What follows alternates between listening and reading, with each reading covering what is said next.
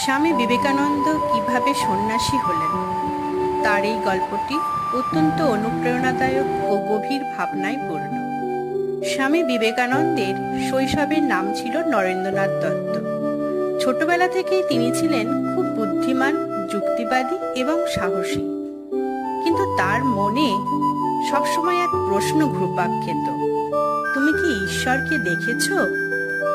এই প্রশ্নের উত্তর খুঁজতে খুঁজতে তিনি অনেক সাধু, পণ্ডিত ও ধর্মগুরুর কাছে গিয়েছিলেন, কিন্তু কেউই তার এই প্রশ্নের উত্তর দিতে পারেননি। 1881 সালে তিনি প্রথম শ্রী শ্রী রামকৃষ্ণদেবের সঙ্গে সাক্ষাৎ করেন দক্ষিণেশ্বরের কালী মন্দিরে। শ্রী শ্রী রামকৃষ্ণদেব ছিলেন একজন গভীর ভক্ত এবং জগৎ জননী কালী মাতার নিবেদিত প্রাণ।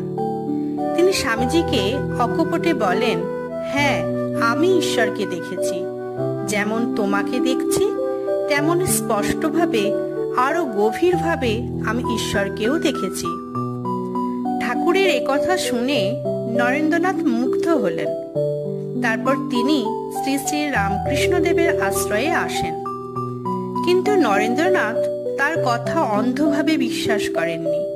বহুবার রামকৃষ্ণদেবকে প্রশ্ন করতেন, যুক্তি দিয়ে তার কথা যাচাই করতেন, তারপর বিশ্বাস করতেন। একদিন শ্রী শ্রী রামকৃষ্ণদেব যখন শারীরিকভাবে অসুস্থ হয়ে পড়েন, তখন তিনি তার সকল শিষ্যদের মধ্যে নরেন্দ্রনাথকে বিশেষ দায়িত্ব দিলেন। 1886 সালে শ্রী শ্রী রামকৃষ্ণদেব পরলোক গমন করলেন। তার অনুগামী শিষ্যরা বরানগরে একটি ছোট মঠ গঠন করেন। সেখানেই শুরু হয় তাঁদের সন্ন্যাস জীবন। নরেন্দ্রনাথ সহ আরো কয়েকজন ব্রহ্মচারী এই মঠে কঠোর সাধনা, ধ্যান ও বৈরাগ্য নিয়ে জীবন কাটাতে শুরু করেন।